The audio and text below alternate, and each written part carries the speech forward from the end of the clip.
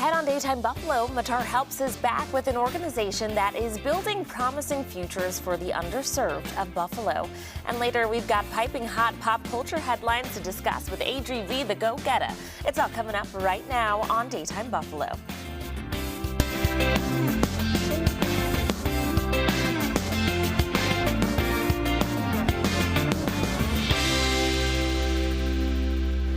Good afternoon, hello, and welcome to Daytime Buffalo. I'm your host, Chelsea Lavelle. Happy Friday. For this week's Mattar Help segment, sponsored by William Mattar Law Offices, I'm joined by Peter Mattar with an update on a local organization combating homelessness on Buffalo's east side. Welcome, Peter. Tell us who you brought in today.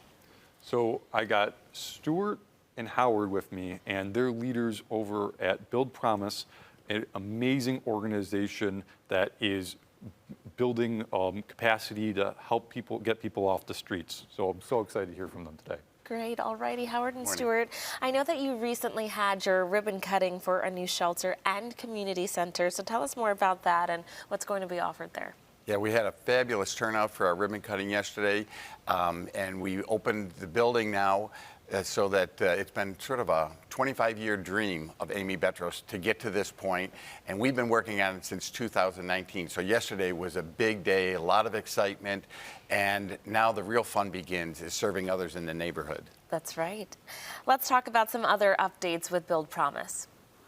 Yeah, so we're a 96-bed emergency shelter for men. Wow. But we're also a community center which will offer medical health, mental health, dental services, as well as a myriad of other services.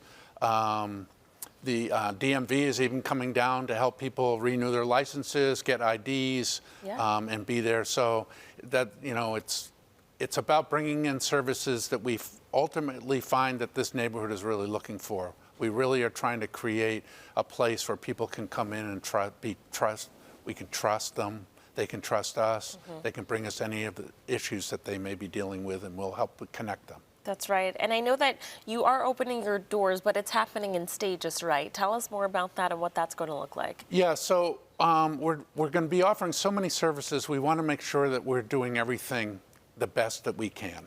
And so what we're going to do is we're going to start by bringing in our community partners. So medical health, mental health right away. And then slowly but surely we'll bring in the other services as we work to make sure that we're doing that in an important and professional way. Nice. Tell us more about your founder, Amy Betros, and her passion to helping the underserved community. So Amy, we describe her as a force of nature. She has been serving the poor, feeding the poor, going back to Amy's Place, which was a restaurant on Main Street, and she was giving away food to the people who couldn't afford it. And then as she outgrew that, her and Norm Polini founded St. Luke's Mission of Mercy. So for over 30 years, they've been doing acts of mercy, feeding the poor, giving drink to the poor, sheltering homeless. And so now this is really Build Promise, and Amy's Place of Hope is bringing all of her work and all of her dreams to life. And what she wanted to do is really walk alongside people, not just provide a meal or not just provide an overnight stay, but walk alongside them and help them to create a life that allows long-term stability for them and their families. Yeah. Let's talk about the requirements to be able to be part of the shelter. Do you have to be homeless to stay there?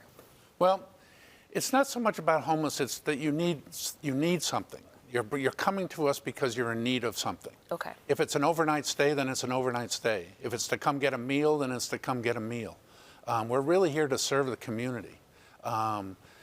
We want to get to know the community. We want to find out what some of the challenges are. We have a pretty good idea of some of the challenges that are facing the east side, and particularly the community we're in. But we want to be there for the individuals as they come to us, whether it's a mom with kids or whether it's men looking for shelter or men just looking for services. It's about the community. Is financial support still needed for Build Promise? Absolutely. Yeah. So we rely heavily on our volunteers, but we also have a paid staff. We've gotten some big help from some foundations to help us pay for some of our case management staff, which is great. But we still have our safety team is 24/7, so paying for our safety team to be there to make sure that everybody in the building feels safe is expensive. So there are two ways. We have Amy's Angels, which is a fundraising opportunity for large donors, but on a daily basis, buildpromise.com, they can come on, whether it's 2 quarters scotch taped to a 3x5 card or a check.